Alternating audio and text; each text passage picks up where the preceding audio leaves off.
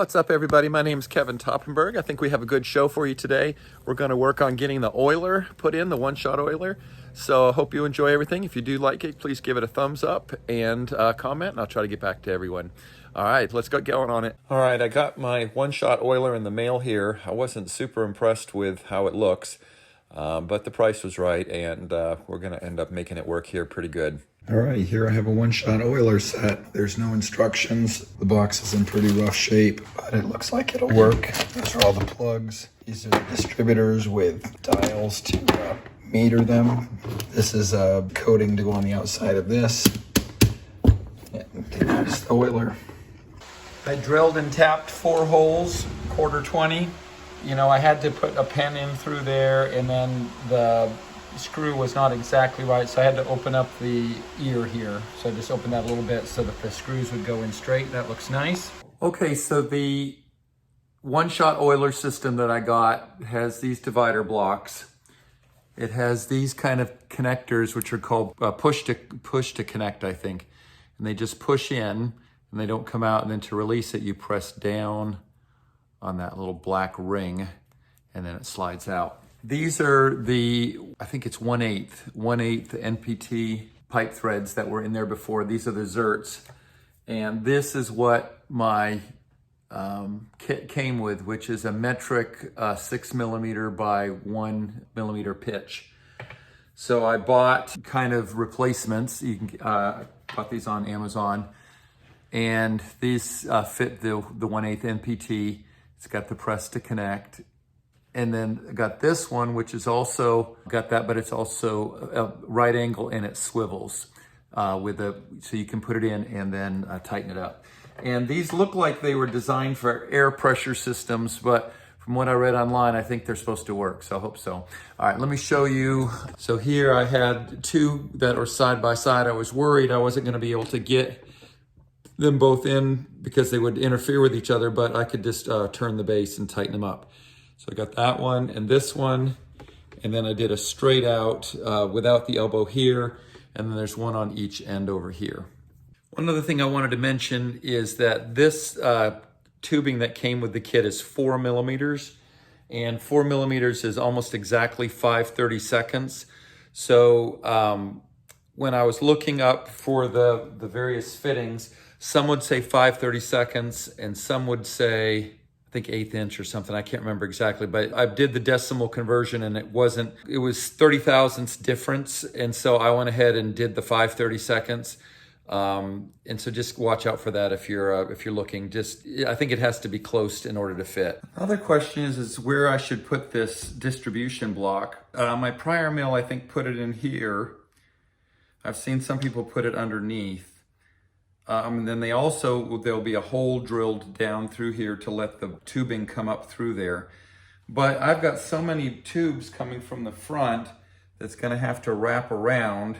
It would have to kind of wrap around inside here that I'm thinking maybe underneath here might work. I thought about putting it here on the end, but then if I look, my lead screw is gonna come right out here, right where these lines are trying to come up, and I think that's gonna be a problem. Could do it having going down, but then that's kind of awkward. They have to loop around back in. The other issue is I really kind of need to be able to get to both sides of this because I need to be able to get a screw. So I think either this way and then drill a hole to have them come up, or just go this way and then I could have to just get a right angle screwdriver under there and then just have them loop back.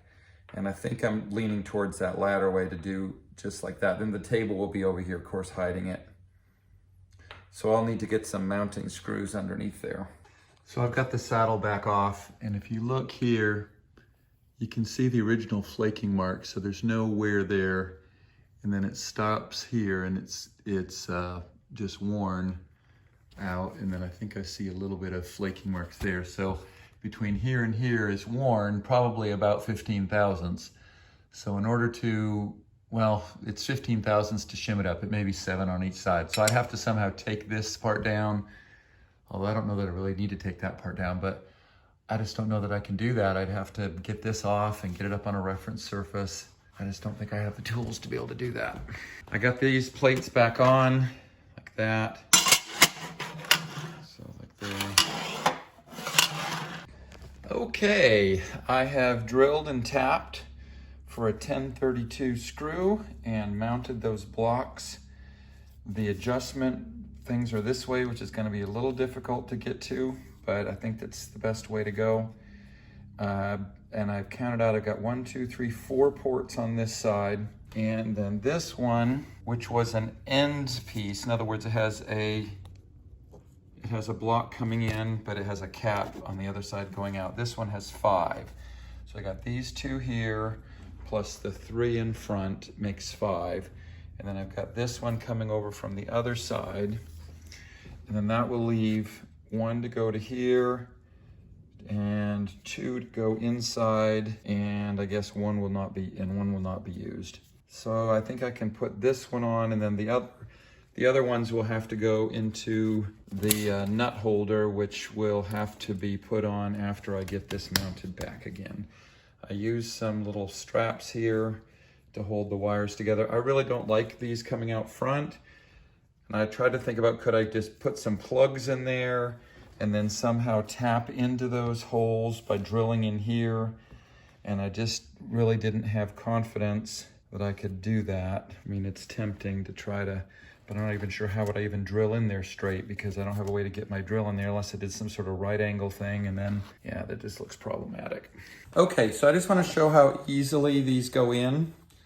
Again, this is this 4mm or 5/32 tubing. It just pushes in, and then if you try to pull, it's in there nicely.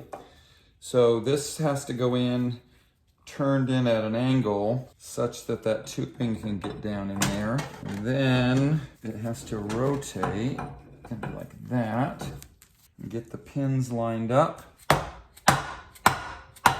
Okay, so that's set in there. This is my tube come up. And then let me get some scissors. I'm trying to not have real tight kinks, but I do need that to not be interfering with the lead screw. So I'm gonna give it about that. I guess I can always shorten it. Just press that in there. I think I will zip tie these together to get them off to one side. Next will be this one. I don't have very much clearance, I don't think, about between here and the top of the table, which is moving relative to this. So I guess I will plan on this coming down here. And I also have ordered some brackets to tighten that against the wall. And the last one will be here, about like that.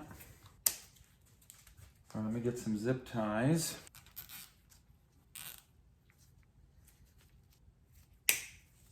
Okay, one is unused there. I am hoping that not plugged in means doesn't leak. If it does leak, I'm gonna have to figure out a way to cap that or find another place for it to go. All right, so this is gonna be the input port, which needs to come in here. And I still need to get one from here and then run through over to the other side. So that's what I'm gonna work on next. Get my mounting bolts in here. With my luck, I'll be taking this all back apart, but it's reversible. Just thinking about whether there was anything special I needed to do about sitting the nut into that housing down below, but I think it's all cleaned. So I think it should be good to go. Okay. Next are these pieces. It's got the bevel, which will push in against the dovetail to force that in. And that will be pushed in by this. Well, that's going to be a problem right there.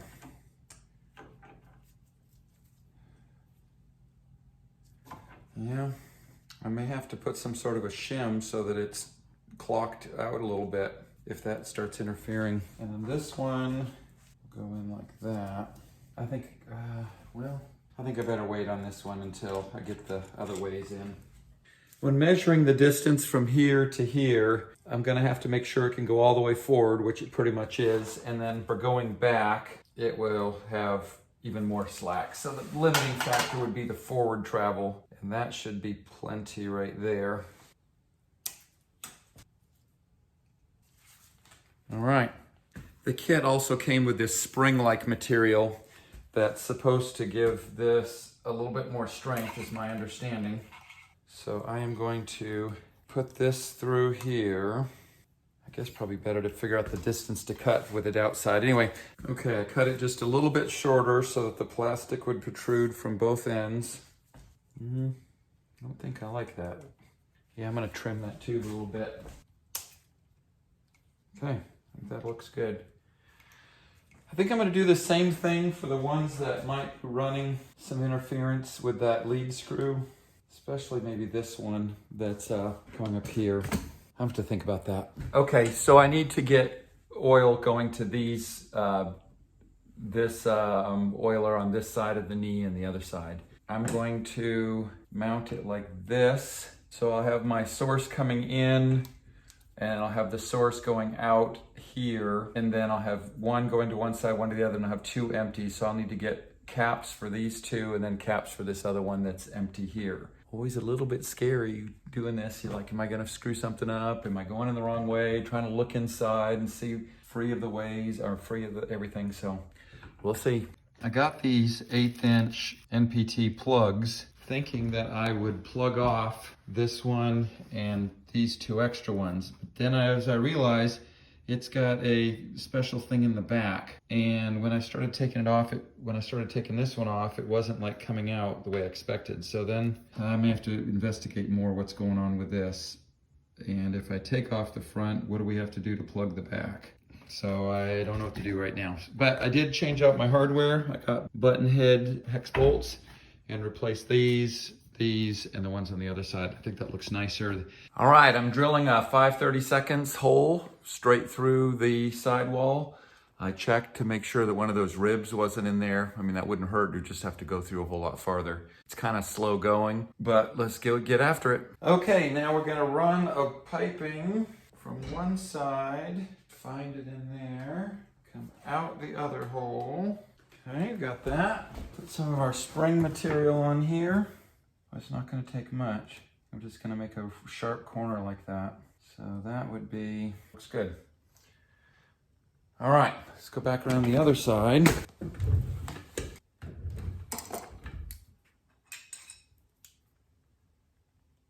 Well, shoot, I did that wrong. That's not what that goes into. Let's hope I didn't cut that too short, and I did. Well, that wasn't very bright. All right, luckily, they sent extra tubing. Start over. I threaded a needle. Okay, so I'm just reattaching that just the way I showed before. And I'll take out the slack. Now, this is supposed to go into a port. So that needs to go, I'm gonna say about like that. So I fold this over at the end to see where my end is on the inside. Then I back up like 1/4 of an inch, slide it forward and cut that off. And then back it out and grab the tip. Again, I'm trying to make sure that I'm pushing forward on the tubing, not just on the spring, because I want it to all be in there nice and tight. Okay, now this one. Okay, that is all the tubing run. We'll see if it leaks. Let's get the handle on and put this on and see what it looks like.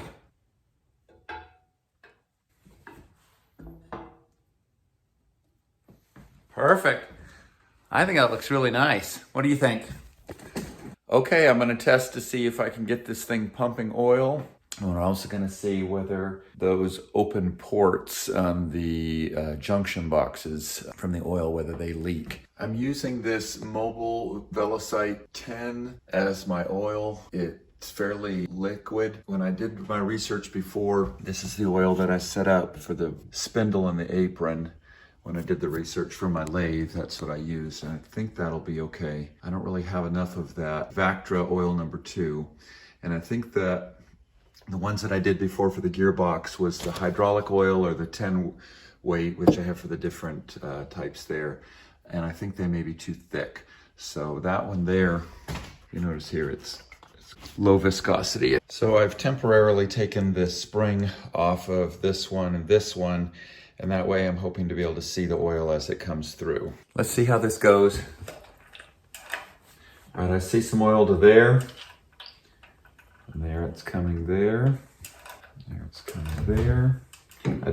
Yep, I got a drip right there. And I got a drip coming out of this top one. Let's see what happens if I tighten down this, screw it all the way in. And tighten this one all the way in, the second one. I'm not getting any dripping on this side, but I'm still going to tighten it. I hope I don't regret putting these things coming out this way. The alternative is to drill a hole through the casting and have them come in, but that seems kind of invasive. Yeah, this is going to be a pain in the butt. My right angle screwdriver is too thick. I'm going to try this one. All right, I got that tightened down. All right, let's see. Now I'm seeing a little oil leaking here. Almost it's like it's leaking between the nut, like it's not coming out the top.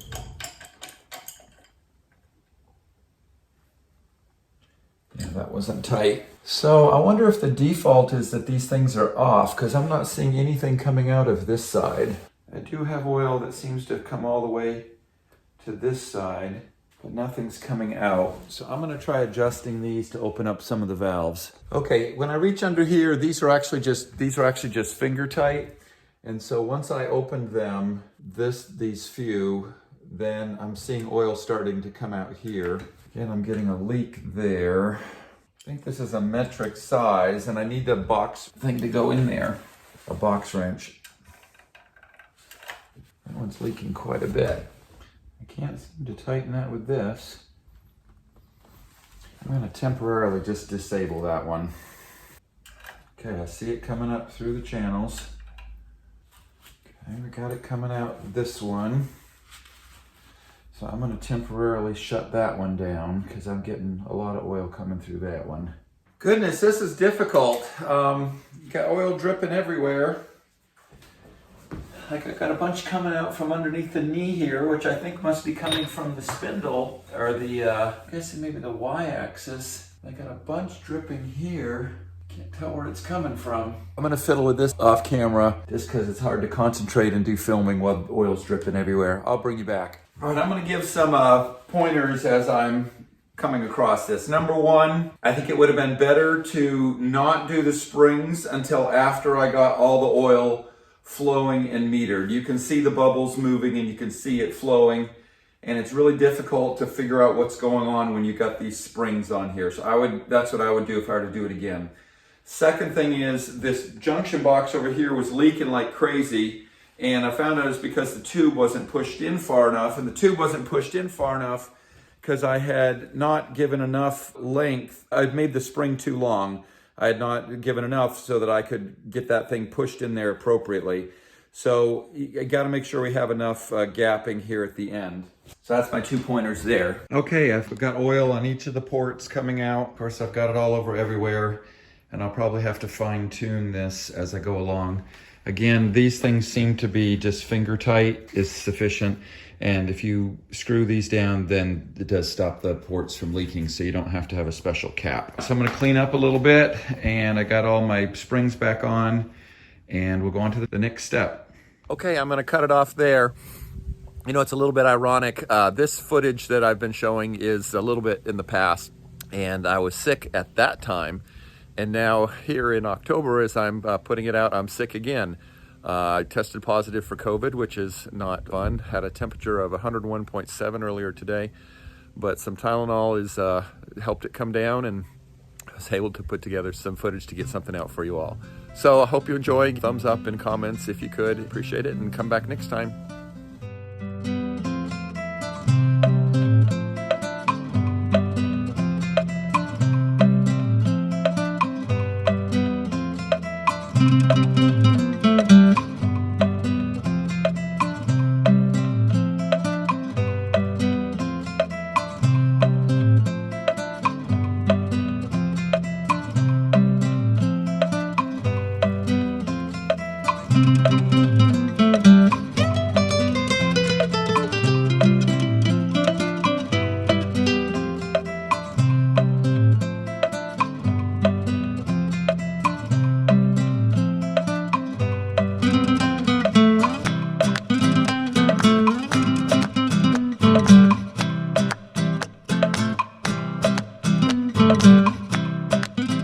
Peace out.